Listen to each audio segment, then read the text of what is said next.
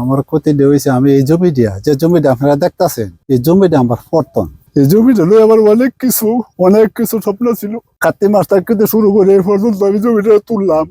এই যে দেখুন ফলগুলা রাইতের আধারে আয়া কিমুক নিমক হারামে আয়া আমার এই জমিটা উড়াইয়া আমার সর্বনাশ করে দিছে। তার আমি কঠোর বিচার চাই, আমি সরকারের কাছে বিচার চাই আর আল্লাহর কাছে, আল্লাহ যা করে তো করবো, কিন্তু এই ক্ষতিটা পূরণটা আমি যাতে আরে ধরতে পাই এমন সরকারের কোনো একটা উদ্যোগ নিক।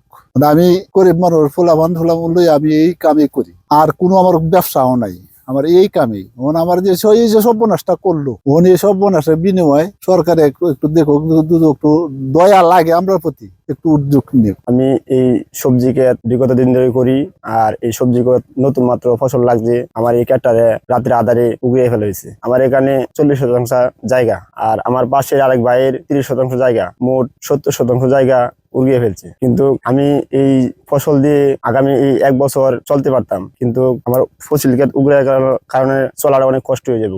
এই যে ফসল কার্তিক মাস থেকে করছে, এই বর্ষা বর্ষে এই অবস্থা, এইবার বর্ষা বর্ষে মানে 10 বছর ধরে আমরা ধরতে কুচ দিয়ে পাইতাছি না। তো এইবার ক্ষতিটা কিন্তু করেছে খুব বেশি বেশি।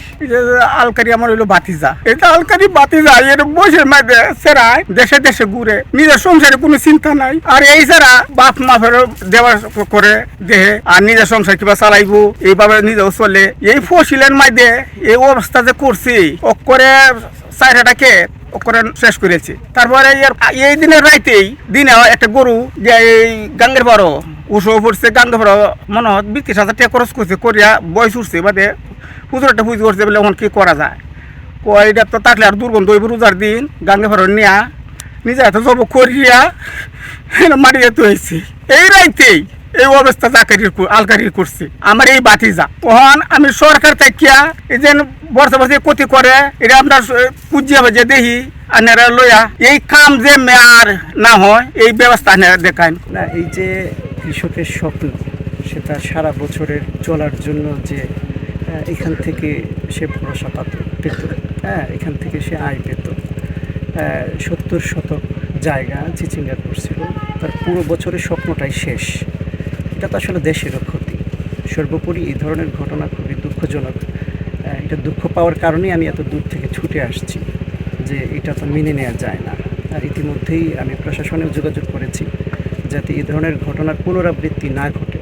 এটা খুঁজে বের করে যে এই ধরনের ঘটনা ঘটিয়েছে খুঁজে বের করে তাকে যেন দৃষ্টান্তমূলক শাস্তির আওতায় আনা হয়।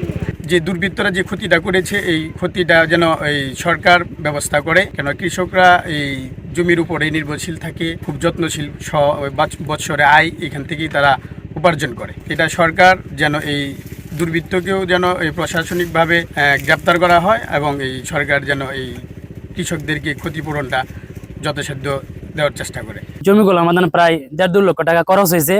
করে এখন মাত্র দেখা গেছে তারা এই তোলার বয়স হয়েছে, এই মুহূর্তে সব গাছগুলা উগড়ায় ফেলাই দিছে। তারা এটার উপরে নির্ভর আছে, এগুলা পাতাগুলা জড়ে পড়তেছে, আর এই কড়াগুলা টুন্ড মাটিতে পড়ে যেতেছে। আমরা দেখতেছি আরো প্রায় কয়েক বছর এই গাছগুলা এভাবে উগড়ায় ফেলাই দিছে। আমরা এখন পর্যন্ত কারো ধরতে পারছি না।